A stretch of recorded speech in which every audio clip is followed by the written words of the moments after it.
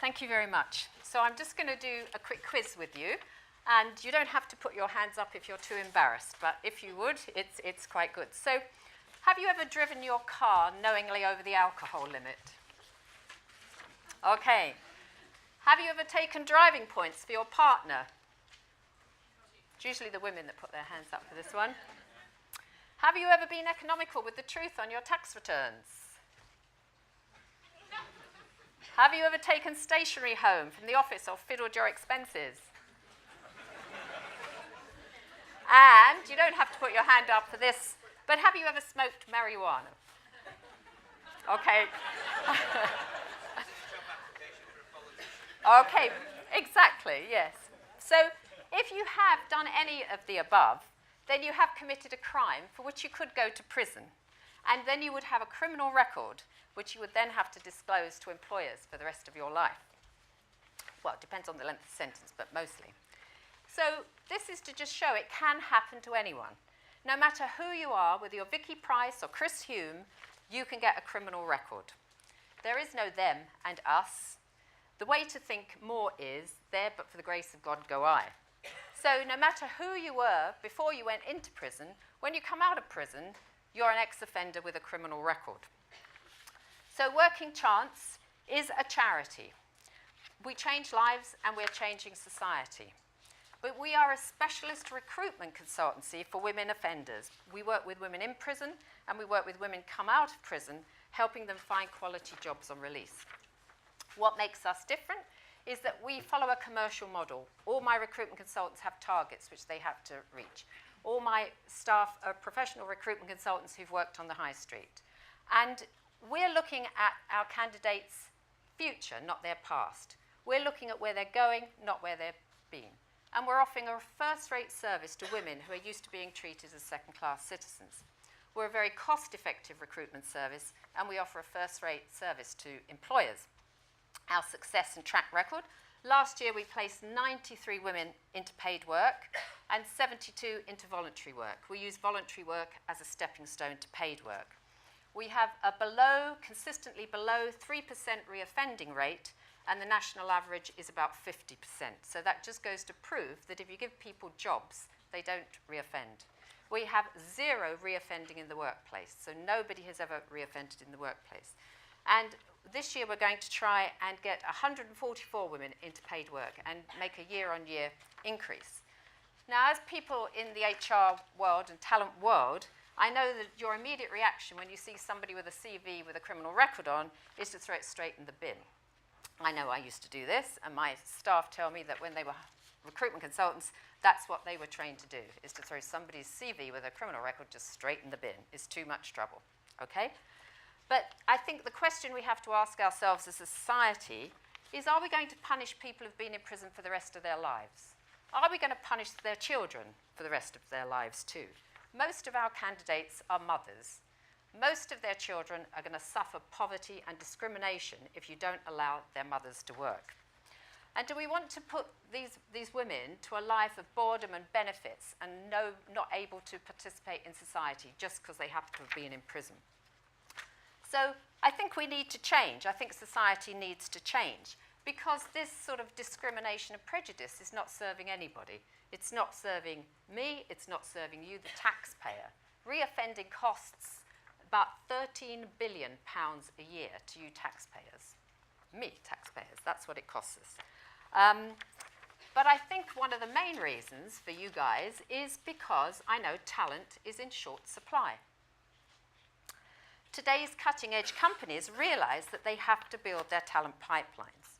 Companies say they want diversity, people who think differently from them. They say they want staff who don't necessarily look like them, and that they want people with different life experiences. Well, I can tell you, you can find an awful lot of people like that in prison.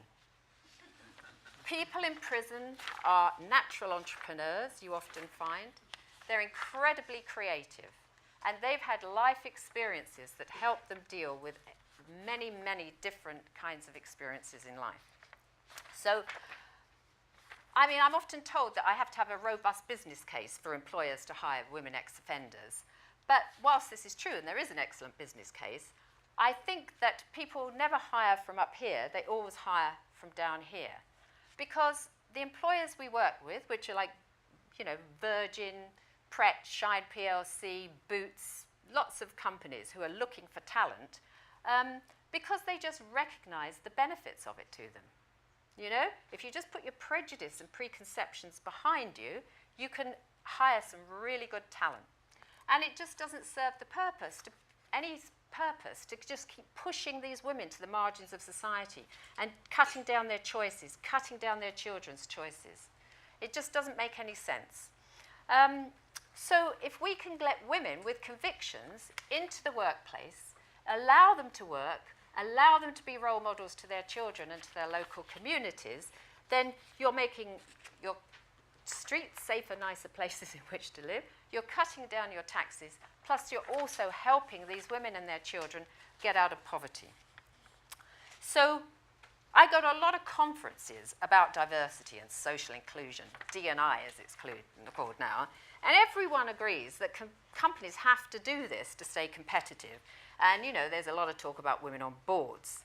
But I think if your company really believes in social mobility, and it really believes in diversity, and it's not just a token nod to the chair in the annual report, then attitudes have to change to achieve this. Just a quick word about our graduates. You can't generalize about women offenders any more than you can generalize about any other section of the society. 18% of our candidates are graduates. Skills and experience vary. We have economists, social workers, policewomen, lawyers, judges, barristers, all kinds of people get sent to prison. As I say, there's no them and us. And they're often natural entrepreneurs. So our challenge is not the candidates. Our challenge is you guys, the employers, the people making the choices. So a major part of our work is our restorative recruitment, which is where we educate employers, where we talk to employers, where we get employers to meet our candidates face to face and realize they haven't got two heads, they haven't got green ears, they haven't got four noses. They're just like you and me. They're wives, mothers, daughters, sisters, carers. So if you look on our website or on the leaflets out there, I've written these myths to try and dispel some of the myths and prejudices. But, the people say to me, I can't hire anybody because they've got a criminal conviction. That is not true. You can hire anybody with a criminal conviction. It's your decision. It's your HR policy. People say, the FCA say we can't. That's not true. The FCA say if you've got a controlled function and the person has a criminal record, then you have to tell them about it and they will look at that individual case. But they do give permission for people with criminal records to go into controlled function. They don't give a hoot about who you hire as your receptionist or your PA. Insurance, you don't have to change your insurance. So having a criminal conviction is just one thing to take into account when you're hiring someone, along with their transferable skills, their education, their experience, team fit, attitude. So top headhunters tell us that when they're looking for a CEO, they look for somebody who's been through adversity. You don't want to hire a CEO and then, some crisis happens globally and they've never been through a tough situation or tough time before. They go out and look for people who've had to make difficult decisions and live through difficult times. So our candidates have all been through adversity and they've all come out the other side. They have excellent customer service skills. If you've been through the prison system and had to deal with prison officers, you've got great customer service skills. You've got great PR skills. You've got great self-control. So it's the best training world for difficult customers, being in prison, I can tell you. So you will get a very hard-working person. You'll get somebody who's so grateful to you. Our candidates usually stay a lot longer than other employees. So benefits to you as an employer, we're cost-effective. You get first-rate service. You get talented, loyal staff, creativity, diversity.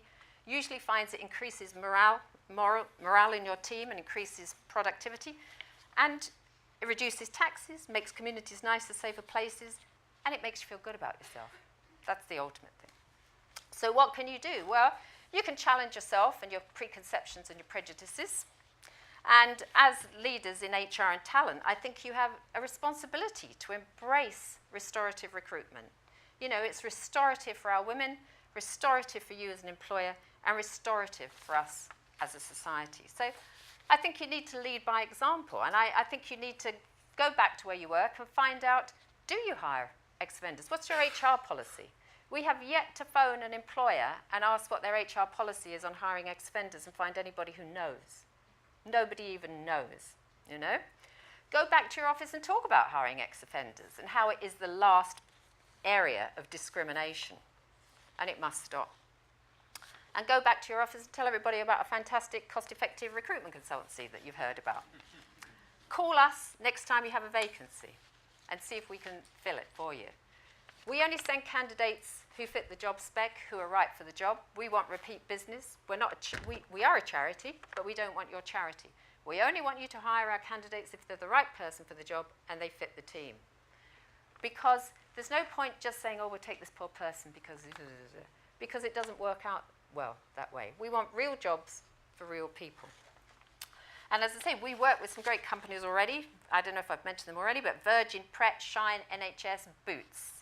These people realise that we have a talent pool into which they can tap and which they've never been able to tap before.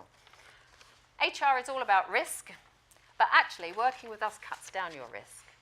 We tell you more about the candidate than any other recruitment consultancy will ever know. If you hire a serving woman offender, because we do have women come out from prison every day to work, you are hiring the safest person you're ever going to hire in your entire life as an HR professional. They always turn up, they never call in sick, they'd rather be with you than in prison, and you know, it doesn't matter what happens, tube strikes, anything, they get in. So they're very good, and you know more about them than any other human being you will ever have the right to know about. So, and to finish off, just to say that the 3 golden rules for hiring women with convictions is to remember it's completely legal. It's not illegal to hire people who have a criminal record. And the way you hire a woman with a criminal record is exactly the same way you hire somebody without a criminal record. And during their employ with you, you treat them exactly the same as you would any other employer. So if anybody's got any questions they'd like to ask me, then I think I've got a few more minutes, have I? So that's it, really. So thank you for listening.